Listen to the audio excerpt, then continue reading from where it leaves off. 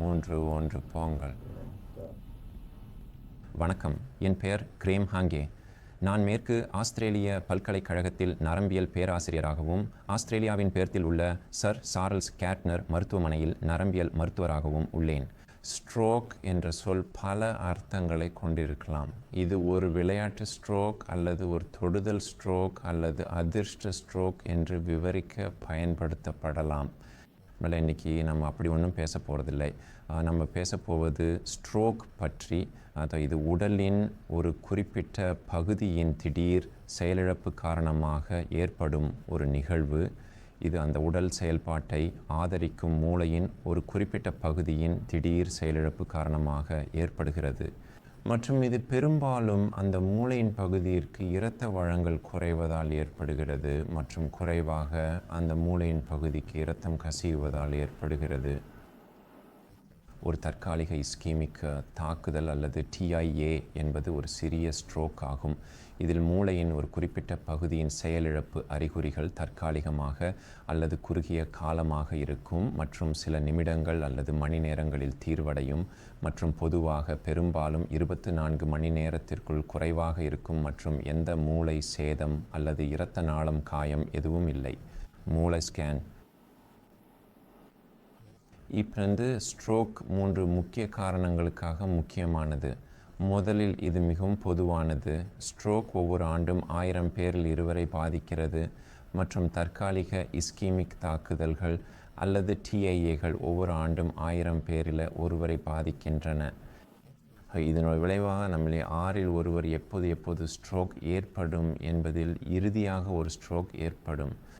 இரண்டாவது, ஸ்ட்ரோக் முக்கியமானது ஏனெனில் இது சுமார் 5 1 முதல் 4 1 மரணமடைவதற்கான காரணமாகும் மற்றும் உயிர் வாழ்வோரில் பாதி பேருக்கு இது செயலிழக்கிறது. மூன்றாவது, ஸ்ட்ரோக் முக்கியமானது ஏனெனில் இது சுமார் 80 முதல் 90% அனைத்து வழக்குகளிலும் தடுக்கக்கூடியது. நாங்கள் அடையாளம் காண முடிந்தால் மற்றும் அடிப்படை காரணம் அல்லது நிபந்தனைகள் அல்லது ஸ்ட்ரோக் ஏற்படும் அபாயத்தை அதிகரிக்கும் காரணிகளை மாற்ற முடியும். ஸ்ட்ரோக்கின் 2 முக்கிய வகைகள் உள்ளன. சுமார் 5 1 குறைவாக பொதுவானது மூளையில் ஒரு இரத்த நாளம் கிழிந்து மூளையில் இரத்தம் கசியும் ஒரு இரத்த கசிவு ஆகும் மற்றும் இது பெரும்பாலும் நம் வாழ்நாளில் உயர் இரத்த அழுத்தத்திற்கு நீண்ட காலம் வெளிப்படுவதால் ஏற்படுகிறது. ஏனெனில் உயர் இரத்த அழுத்தம் மூளையில் சிறிய இரத்த நாளங்களை சேதப்படுத்தி அவற்றை பலவீனமாகவும் கிழிவடையக்கூடியதாகவும் ஆக்குகிறது. எங்கள் சமூகத்தில் மூளையில் இரத்தம் கசியக்கூடிய மற்றொரு அதிகரிக்கும் பொதுவான காரணம் மது மற்றும் ஆம்பெட்டமின்கள் போன்ற பிற மருந்துகள் மற்றும் இரத்த அழுத்தத்தை அதிகரிக்கக்கூடிய சளி மற்றும் குளிர் மருந்துகளில் உள்ள சில சேர்மங்கள் ஆகியவற்றிற்கு வெளிப்படுதலாகும். ஆனால் ஸ்ட்ரோக்கின் முக்கிய காரணம் மூளைக்கு இரத்த நாளம் அடைப்பு ஏற்பட்டு இரத்த வழங்கல் குறைவாக ஏற்படும் இஸ்கீமிக் ஸ்ட்ரோக் ஆகும். மற்றும் இஸ்கீமிக் ஸ்ட்ரோக்கின் பொதுவான காரணம் எம்போலிசம் அல்லது இரத்த உறைவு உடைந்து ஒரு முறைகேடான இதய துடிப்பு என்று அழைக்கப்படும் ஆட்ரியல் ஃபைப்ரிலேஷன் அல்லது முந்தைய இதய நோயால் பாதிக்கப்பட்ட இதயத்திலிருந்து உடைந்து செல்லும் இரத்த உறைவு ஆகும். மூளையின் ஒரு பகுதியிற்கு இரத்த வழங்கல் குறைவாக ஏற்படும் இஸ்கீமிக் ஸ்ட்ரோக்கின் மற்றொரு பொதுவான காரணம் மார்பு, கழுத்து மற்றும் மூளையில் உள்ள இரத்த நாளங்களில் உருவாகும் உறைவு எம்போலிசம் ஆகும். இது மூளைக்கு இரத்தம் வழங்குகிறது. மற்றும் பொதுவான இரத்த நாள நோய் இரத்த நாளங்கள் கடினமாக்குதல் அல்லது அதெரோஸ்க்ளரோசிஸ் அல்லது அதெரோமா என்று அழைக்கப்படுகிறது. அப்படியானால் நாங்கள் எவ்வாறு நமது ஸ்ட்ரோக் அபாயத்தை குறைக்க முடியும்? முதல் விஷயம், அதை மதிப்பீடு செய்ய முடியும். மேலும் நமக்கு ஸ்ட்ரோக் அபாய காரணிகள் உள்ளதா என்பதை நாங்கள் அறிய வேண்டும். ஸ்ட்ரோக்கிற்கான பொதுவான அபாய காரணி உயர் இரத்த அழுத்தம் ஆகும். இது சுமார் 3 ஸ்ட்ரோக்குகளில் ஒன்றிற்கான காரணமாகும். நம் அனைவருக்கும் ஒரு இரத்த அழுத்தம் உள்ளது மற்றும் சராசரி இரத்த அழுத்தம் சுமார் 120 மில்லிமீட்டர் பாறை சிஸ்டோலிக் மற்றும் 80 மில்லிமீட்டர் பாறை டயஸ்டோலிக் ஆகும். சிஸ்டோலிக் இரத்த அழுத்தத்தில் 10 மில்லிமீட்டர் அதிகரிப்பு மற்றும் டயஸ்டோலிக் இரத்த அழுத்தத்தில் 5 மில்லிமீட்டர் அதிகரிப்பு ஸ்ட்ரோக் அபாயம் சுமார் 20 முதல் 30% அதிகரிக்கிறது. அப்படியானால் நாங்கள் நமது இரத்த அழுத்தத்தை 10 சிஸ்டோலிக் மற்றும் 5 டயஸ்டோலிக் குறைத்தால் நாங்கள் நமது ஸ்ட்ரோக் அபாயத்தை சுமார் 30% குறைக்க முடியும். நாம் எவ்வாறு நமது இரத்த அழுத்தத்தை குறைக்க முடியும் என்பதற்கான வழிகள் நமது உணவில் உப்பை சேர்க்காமல், உப்பின் அளவு குறைவான உணவுகளை சாப்பிடுவது, மது அருந்துவதை குறைப்பது மற்றும் நமது உடல் இயக்கத்தை அதிகரித்து நமது உடல் எடையை ஒரு சரியான உடல் எடையாக குறைப்பது போன்ற வாழ்க்கை முறையை மாற்றுவது ஆகியவையாகும். இதனால் நாங்கள் அதிக எடை அல்லது கொழுப்பு உடையவர்களாக இருக்க மாட்டோம். நமது வாழ்க்கையில் உள்ள மன அழுத்தங்களை குறைக்க முயற்சிப்பது சிறந்தது. இது இரத்த அழுத்தத்தை அதிகரிக்கக்கூடும், ஆனால் அதை செய்வது எளிதாக இருக்காது. பக்கவாதத்திற்கு இரண்டாவது முக்கியமான அபாய காரணி சிகரெட் புகைப்பதாகும். மூணாவது இரத்தத்தில் கொழுப்புகள் அதிகரிப்பது, அதில் மிகவும் பரவலாக அறியப்பட்டது கொலஸ்ட்ரால் ஆகும். நாம் நமது உணவில் செறிவூட்டப்பட்ட கொழுப்பின் அளவை குறைப்பதன் மூலம், மாற்றியமைக்கப்பட்ட கொழுப்பின் அளவை குறைப்பதன் மூலம், நமது உணவில் கலோரி அளவை குறைப்பதன் மூலம், நமது உடல் இயக்கத்தை அதிகரிப்பதன் மூலம் மற்றும் சாத்தியமானால் சரியான உடல் எடையை பராமரிப்பதன் மூலம் நமது இரத்தத்தில் கொலஸ்ட்ரால் அளவை குறைக்க முடியும். நான்காவது முக்கியமான அபாய காரணி நீரிழிவு நோய். இது அதிக எடை மற்றும் நமது உணவில் அதிக கொழுப்பு உள்ளதுடன் தொடர்புடையது. ஐந்தாவது முக்கியமான அபாய காரணி ஆட்ரியல் ஃபைப்ரிலேஷன் அல்லது முறைகேடான இதய துடிப்பு. இது அதிகமாக காணப்படுகிறது மற்றும் இப்போது பக்கவாதத்திற்கு மிகவும் பொதுவான காரணமாக இருக்கக்கூடும். அது உயர் இரத்த அழுத்தத்தால் ஏற்படுகிறது. இது இதயத்தை சேதப்படுத்துகிறது அல்லது ஆத்தெரோமாவால் இதயத்திற்கு செல்லும் நரம்புகளை மறைக்கிறது. பக்கவாதத்திற்கு மற்ற முக்கியமான அபாய காரணிகள் மது அதிகம் அருந்துவது மற்றும் மன அழுத்தம் ஆகும்.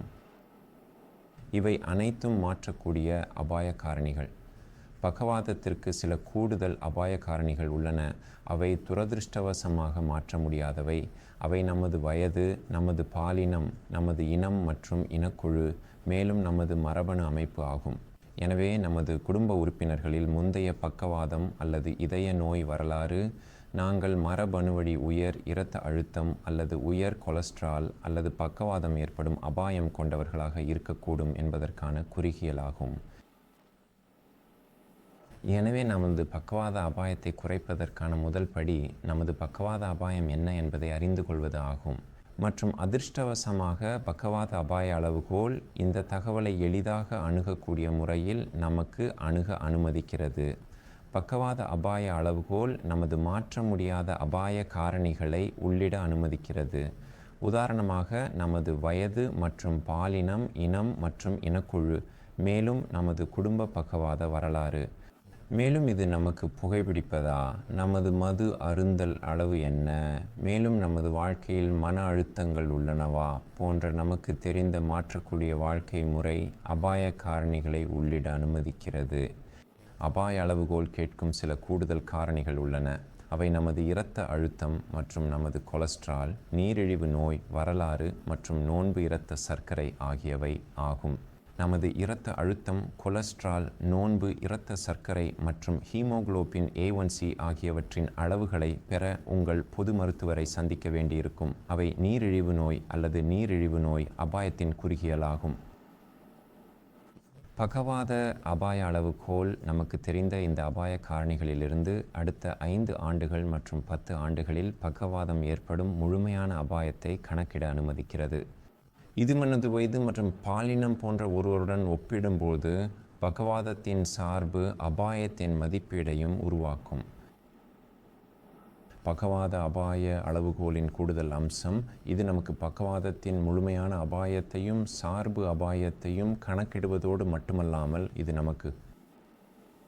நமது அபாயத்தை தானாக நிர்வகிக்கவும், நமது வாழ்க்கை முறை அபாய காரணி நடத்தை மாற்றுவதன் மூலம் நமது அபாயத்தை எவ்வாறு மாற்ற முடியும் என்பதை பார்க்கவும் அனுமதிக்கிறது. எனவே அதற்கு 2 கூறுகள் உள்ளன. நமது அபாயத்தை மதிப்பீடு செய்த பிறகு நமது வாழ்க்கை முறையில் மாற்றங்களை செயல்படுத்துவது நமக்கு பொறுப்பு. நமது உணவில் உப்பை குறைக்க, மது அருந்தலை குறைக்க, ஒரு முறைமையான உடற்பயிற்சி திட்டத்தை பெற, ஒரு சரியான உடல் எடையை பெற மற்றும் ஆம்பெட்டமின்கள் மற்றும் இருமல் குளிர் மருந்துகள் போன்ற பிற மருந்துகளுக்கு வெளிப்பாடுகளை குறைக்க முடிவிலே முக்கியமான விஷயம் நமது அபாயத்தை கண்காணித்து நமது கார் போலவே மீண்டும் மதிப்பீடு செய்யப்பட வேண்டும்.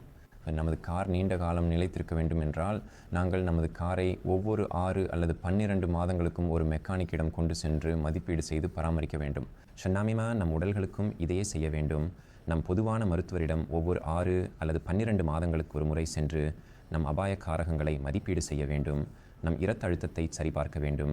நம் கொழுப்பு அளவை சரிபார்க்க வேண்டும். நம் இரத்த சர்க்கரை மற்றும் ஹீமோகுளோபின் A1C அளவுகளை சரிபார்க்க வேண்டும். மேலும் ஆர்ட்ரியல் ஃபைப்ரிலேஷனை சரிபார்க்க ECG செய்ய வேண்டும். பின்னர் இந்த மாறிலிகளை மீண்டும் அபாய அளவுகோலில் உள்ளீடு செய்து நம் நடத்தை மாற்றங்களால் அபாயம் குறைந்ததா என்பதை பார்க்கலாம். நன்றி.